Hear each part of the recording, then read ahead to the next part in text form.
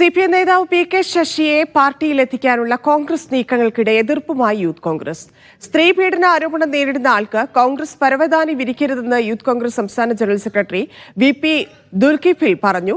നാറിയവനെ പേറിയാൽ പേറിയവന് നാറുമെന്ന് ജനറൽ സെക്രട്ടറി ദുൽകിഫിൽ ഫേസ്ബുക്കിൽ പോസ്റ്റ് ചെയ്തു.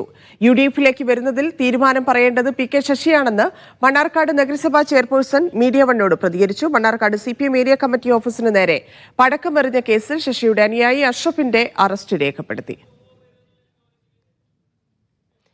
സാജിദ് അജ്മൽ ചേരുന്നുണ്ട്. സാജിദ്, കോൺഗ്രസ് ശശിയെ വിളിച്ചെങ്കിലും യൂത്ത് കോൺഗ്രസിലൊക്കെ വലിയ ഭിന്നിപ്പുണ്ട് വിഷയത്തിൽ എന്ന് മനസ്സിലാക്കുന്നു.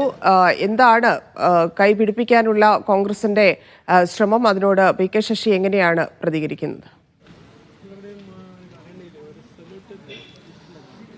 ഈ പി.കെ. ശശി പിന്നീട് ഒരു പരസ്യ പ്രതികരണത്തിന് തയ്യാറായിട്ടില്ല. CPM-ഉം പി.കെ. ശശിയും രണ്ട് ആശയങ്ങളിലാണ് ഇപ്പോൾ പോകുന്നത് എന്നതിൽ സംശയമില്ല.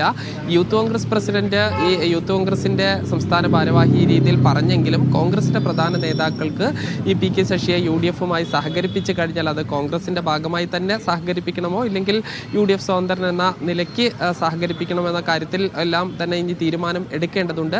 അത് ഈ ഷൊർണൂർ, ഒറ്റപ്പാലം, മണ്ണാർക്കാട് മണ്ഡലങ്ങളിലെങ്കിലും ഗുണം ചെയ്യുമെന്ന് അവർ വിശ്വസിക്കുന്നുണ്ട്. ഇപ്പോൾ അല്പസമയം മുൻപ് CPM-ന്റെ ജില്ലാ സെക്രട്ടറി ഇത് സംബന്ധിച്ച് വിശദമായി മാധ്യമങ്ങളെ കണ്ടിരുന്നു.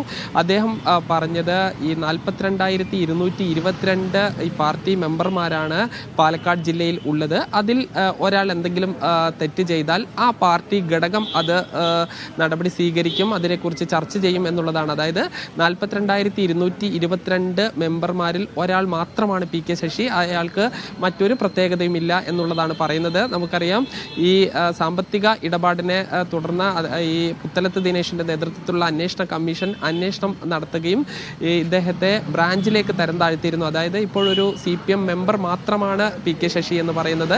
42,222 മെമ്പർമാരിൽ ഒരാൾ മാത്രമാണ്. അയാൾക്ക് മറ്റൊരു പ്രത്യേകതയുമില്ല എന്ന് പറയുന്നു. പിന്നീട് KTDC ചെയർമാൻ ആണല്ലോ എന്ന് ചോദിച്ചപ്പോൾ ഈ MLA-മാരും MP-മാരും മന്ത്രിമാരും അടക്കം CPM അംഗങ്ങളല്ലാത്ത ആളുകൾ പോലും ഈ വരാറുണ്ട്. അപ്പോൾ പിന്നെ ഒരു സർക്കാർ പദവി എന്ന് പറയുന്നത് അത് ഈ CPM-ന്റെ ആൾ തന്നെ ആവണം എന്ന് നിർബന്ധമില്ല എന്ന് പറയുന്നു. അതായത് ഈ പി.കെ. ശശിയെ പൂർണ്ണമായും CPM കൂടി തള്ളുകയാണ്. ഈ സ്വാഭാവികമായും അദ്ദേഹത്തിന് ഇനി UDF-ഉമായുള്ള അടുക്കാനുള്ള ഒരു സാധ്യത കൂടുതലാവുകയാണ്.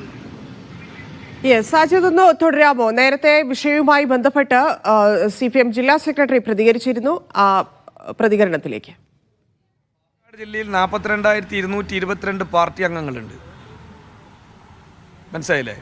ആ പാർട്ടി അംഗങ്ങൾ എവിടെയെങ്കിലും എന്തെങ്കിലും പറയുന്നതിനെല്ലാം മറുപടി പറയേണ്ട ഒരു കാര്യം പാർട്ടിയുടെ ജില്ലാ നേതൃത്വത്തിനില്ല. ഞങ്ങളുടെ പാർട്ടിയിൽ 1957 മുതൽ നിരവധി മുൻ MLA-മാരുണ്ട്, മുൻ MP-മാരുണ്ട്, മുൻ മന്ത്രിമാരുണ്ട്. അതുപോലെ നിരവധി ഘടകങ്ങളിൽ മുൻകാലങ്ങളിൽ ഉയർന്ന ഘടകങ്ങളിൽ പ്രവർത്തിച്ച് പരിചയസമ്പന്നരായ ആളുകളുണ്ട്. അതിനെല്ലാം മറുപടി പറയുക എന്ന് പറയുന്നത് നിങ്ങൾക്ക് എന്തെങ്കിലും വിവാദം ഉണ്ടാക്കാൻ വേണ്ടിയിട്ടുള്ള ഒരു ന്യൂസിന് വേണ്ടിയിട്ടായിരിക്കും, വാർത്തയ്ക്ക് വേണ്ടിയിട്ടായിരിക്കും. ഞങ്ങളുടെ പാർട്ടിയിൽ ഈ നടപടി എന്ന് പറയുന്നത് ഒരു വ്യക്തിയെ തകർത്ത് കളയാനല്ല.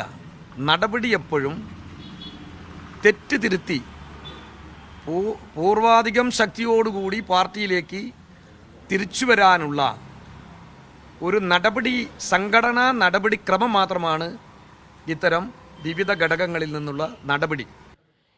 സാജിദ് തുടരുന്നുണ്ട്. സാജിദ്, CPM അതിനെ തള്ളുകയാണ്. പക്ഷേ കഴിഞ്ഞ ദിവസം നമുക്കറിയാം, നമ്മൾ കേട്ടതാണ് പി.കെ. ശശിയുടെ പ്രതികരണം എങ്ങനെയായിരുന്നു എന്നുള്ളത്.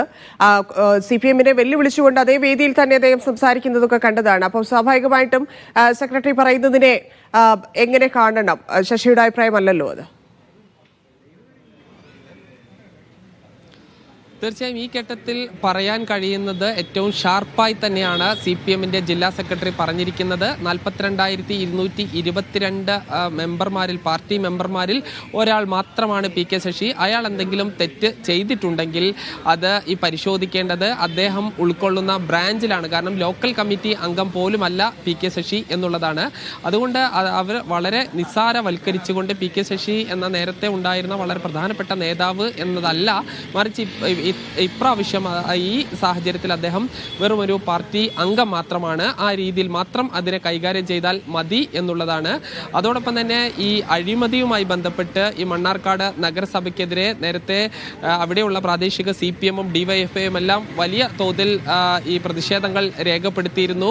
ഈ തദ്ദേശ സ്വയംഭരണ തെരഞ്ഞെടുപ്പ് ആസന്നമായ ഒരു സാഹചര്യത്തിൽ കൂടിയാണ് ഈ പരിപാടി നടന്നിരുന്നത്. അവിടെ ഈ അഴിമതിയെ പൂർണ്ണമായി തള്ളുകയാണ് PK ശശി ചെയ്തത്. കഴുത്തോളം ചളിയിൽ മുങ്ങി നിൽക്കുന്നവർ മറുഭാഗത്തുള്ള ആളുടെ ഈ കുപ്പായത്തിലെ ഒരു ചെറിയ കറ നോക്കി പരിഹസിക്കുന്നത് പോലെയാണ് ഈ മണ്ണാർക്കാട് നഗരസഭയ്ക്കെതിരെ അഴിമതി ആരോപണം ഉന്നയിക്കുന്നത് എന്നാണ് അദ്ദേഹം പറഞ്ഞത്. ഇതിനെയും CPM ജില്ലാ സെക്രട്ടറി തള്ളുകയാണ്. അഴിമതിയുടെ കൂത്തരങ്ങാണ് മണ്ണാർക്കാട് ഈ നഗരസഭയും ഈ UDF ഭരിക്കുന്ന ബാങ്കുകളും എന്നാണ് അദ്ദേഹം പറയുന്നത്. ആ രീതിയിൽ PK ശശി ഉന്നയിച്ച വാദങ്ങളെ വീണ്ടും CPM-ന്റെ ജില്ലാ നേതൃത്വം കൂടി ജില്ലാ സെക്രട്ടറി തന്നെ തള്ളുകയാണ്. ഇനി സ്വാഭാവികമായും ഈ CPM ജില്ലാ നേതൃത്വം ഇടപെട്ടുകൊണ്ട് ഈ പ്രശ്നത്തിന് പരിഹാരം കാണില്ല എന്ന് ഏറെക്കുറെ ഉറപ്പായിരിക്കുന്നു. ഇനി സംസ്ഥാന നേതൃത്വം ഏതെങ്കിലും തരത്തിലുള്ള ഒരു സമവായത്തിലേക്ക് നീങ്ങുമോ എന്നാണ് കണ്ടറിയേണ്ടത്. സാജിദ്, ഒന്ന് തുടരാമോ? നമുക്ക് ആ CPM ഓഫീസിലേക്ക് പടക്കമെറിഞ്ഞ കാര്യത്തിൽ കൂടി പ്രതികരണം എടുക്കേണ്ടതുണ്ട്.